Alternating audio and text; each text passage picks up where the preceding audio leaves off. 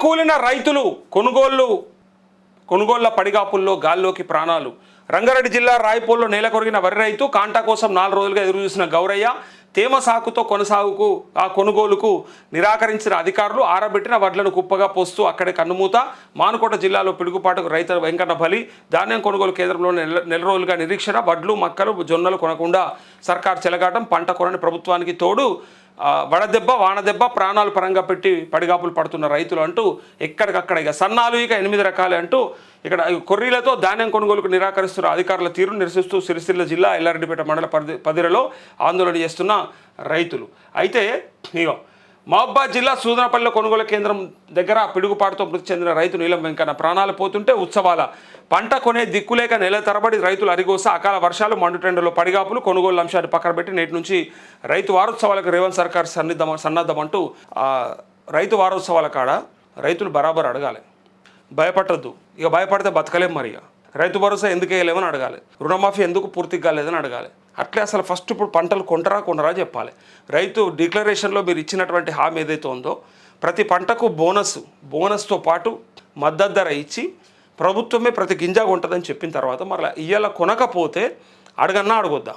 రైతులు ఎక్కడికక్కడ వారోత్సవాలలో అడగాలి. అది కాంగ్రెస్ అయినా బీజేపీ అయినా బీఆర్ఎస్ అయినా రైతే పార్టీ తర్వాత ముందు మనం వ్యవసాయం చేసుకుంటే పని చేసుకుంటేనే మనం బతుకుతాము, నలుగురు బతికిస్తాము. మొదలు అదైనాకనే రాజకీయం. కాబట్టి అక్కడ వాళ్ళు ఏమంటారో వాళ్ళు ఏమైనా చేస్తారేమో, పోలీసు వాళ్ళతో నూకేపిస్తారేమో అని చెప్పి భయపడే కంటే ఒక్కసారి భయం వదిలేస్తే ధైర్యం చేసుకుంటే నిజంగా మనం సాధిస్తాం. అవుతుంది కూడా మనతో. అడగాలి, ఎందుకు అడగొద్దు? పట్టప్పుడు దొరుకుతలేరు ఎమ్మెల్యేలు మంత్రులు. ముఖ్యమంత్రి దొరుకుతాడు, మంత్రులు దొరుకుతారు, అట్లే ఎమ్మెల్యేలు దొరుకుతారు, అధికారులతో సహా అందరూ ఉంటారు. పంట నష్టమైంది మొన్న వర్షంతోని ఎదురుగాళ్ళతోని. మామిడి పంటతో మొదలు పెడితే ప్రతి పంట మొక్కజొన్న పంటతో సహా అంత నాశనం అయిపోయింది వరి పంట. మరి పంట నష్టం లెక్క రాసుకోరా, ఇయ్యరా? కనీసం కేంద్ర ప్రభుత్వం ప్రవేశపెట్టిన ఫసల్ బీమా యోజననన్నా అక్కడ ఇంప్లిమెంట్ చేసి దానికి ఆ బీమా డబ్బులన్నా కట్టి రైతులకు 14,000 15,000 రూపాయలు చెక్కు ఎకరానికి వచ్చేలాగా చేయాలి కదా. అది చెయ్యరు. కేసీఆర్ అట్లా ఎండబెట్టినప్పుడు చేయకుండా వీళ్ళు ఇట్లా ఎండబెడతారు. ఇంకా ఆయన మధ్యలో పోయి చెక్కులు ఇచ్చి వచ్చినాడు. 10,000 రూపాయల చెక్కులు అక్కడక్కడ. కొన్ని చోట్ల రాలేవనుకోండి, కొన్ని చోట్ల ఇచ్చారు. ఈ ప్రభుత్వం అది కూడా ఇస్తలేదు కదా. ఎక్కడ కేంద్ర ప్రభుత్వానికి పేరు వస్తుందో అని చెప్పేసి ఆ పథకాన్ని ఎక్కడికక్కడ ఎండబెట్టి ఇలా ఇటు రాష్ట్రం నుంచి ఏం రాకపోయా, కేంద్రం నుంచి ఏం రాకపోయా రైతులకి ఇలా నష్టమే కదా. అది చూడాలి కదా. ఇగో ఆ వారోత్సవాలను అడగాలి. సన్నాలు ఇక 8 రకాలే.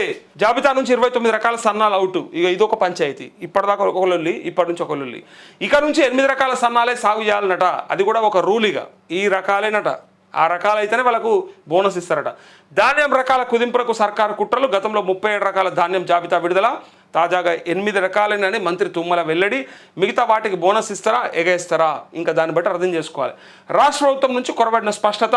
బోనస్ భారం తప్పించుకునేందుకే నిర్ణయం.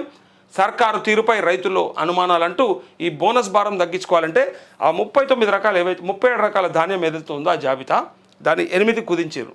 అంటే 70-80% కుదించేసి ఒక 8 రకాలకు మాత్రమే మేము బోనస్ ఇస్తామనే పరిస్థితి కనిపిస్తోంది. భవిష్యత్తులో అదే ఉంది. ఎందుకంటే స్పష్టత లేదు. పైగా మంత్రి తుమ్మలనే చెప్పిండు అది 8 రకాలే అని. ఇక మిగతాది వేస్తే ఇయ్యమన్నట్టే కదా. అసలు కరెక్ట్ వేస్తేనే వస్తలేదు.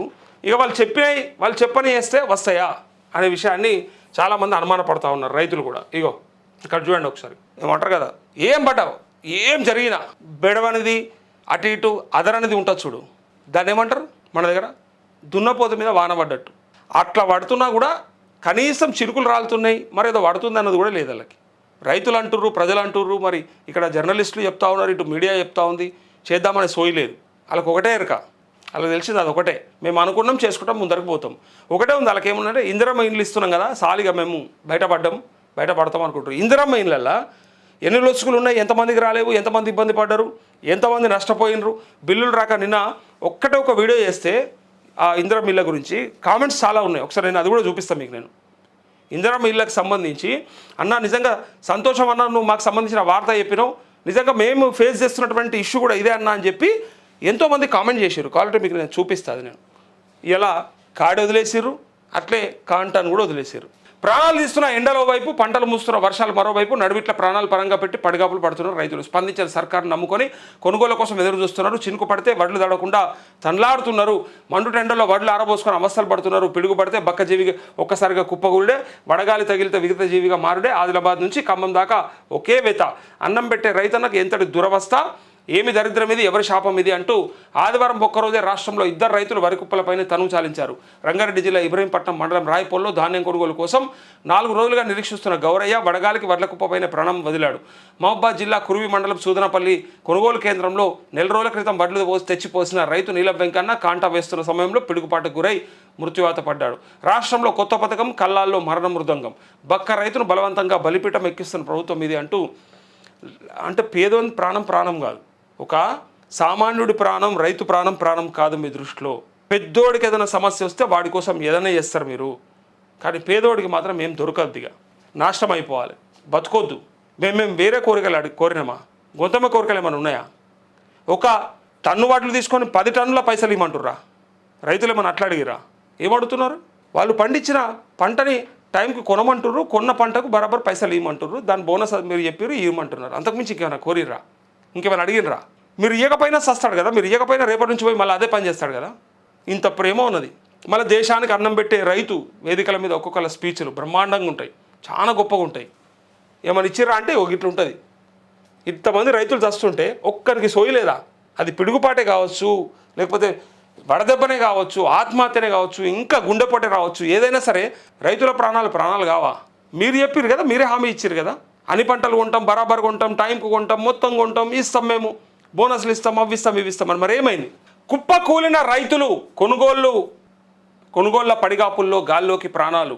రంగారెడ్డి జిల్లా రాయపూల్లో నేల కొరిగిన వరి రైతు కాంటా కోసం 4 రోజులుగా ఎదురు చూసిన గౌరయ్య తేమ సాకుతో కొనుగోలుకు నిరాకరించిన అధికారులు ఆరబెట్టిన వడ్లను కుప్పగా పోస్తూ అక్కడే కన్నుమూత. మానుకోట జిల్లాలో పిడుగుపాటుకు రైతు వెంకన్న బలి. ధాన్యం కొనుగోలు కేంద్రంలో నెల రోజులుగా నిరీక్షణ. వడ్లు, మక్కలు, జొన్నలు కొనకుండా సర్కారు చెలగాటం. పంట కొనని ప్రభుత్వానికి తోడు వడదెబ్బ, వానదెబ్బ, ప్రాణాలు పరంగా పెట్టి పడిగాపులు పడుతున్న రైతులు అంటూ ఎక్కడికక్కడ ఇక సన్నాలు ఇక 8 రకాలు అంటూ ఇక్కడ కొర్రీలతో ధాన్యం కొనుగోలుకు నిరాకరిస్తున్న అధికారుల తీరును నిరసిస్తూ సిరిసిల్ల జిల్లా ఎల్లారెడ్డిపేట మండల పదిరలో ఆందోళన చేస్తున్న రైతులు. అయితే ఇగో మహబూబాద్ జిల్లా సూదనపల్లి కొనుగోలు కేంద్రం దగ్గర పిడుగుపాటుతో మృతి చెందిన రైతు నీలం వెంకన్న ప్రాణాలు పోతుంటే ఉత్సవాల. పంట కొనే దిక్కులేక నెల తరబడి రైతులు అరిగోస. అకాల వర్షాలు, మండుటెండలో పడిగాపులు. కొనుగోలు అంశాన్ని పక్కన పెట్టి నేటి నుంచి రైతు వారోత్సవాలకు రేవంత్ సర్కార్ సన్నద్ధమంటూ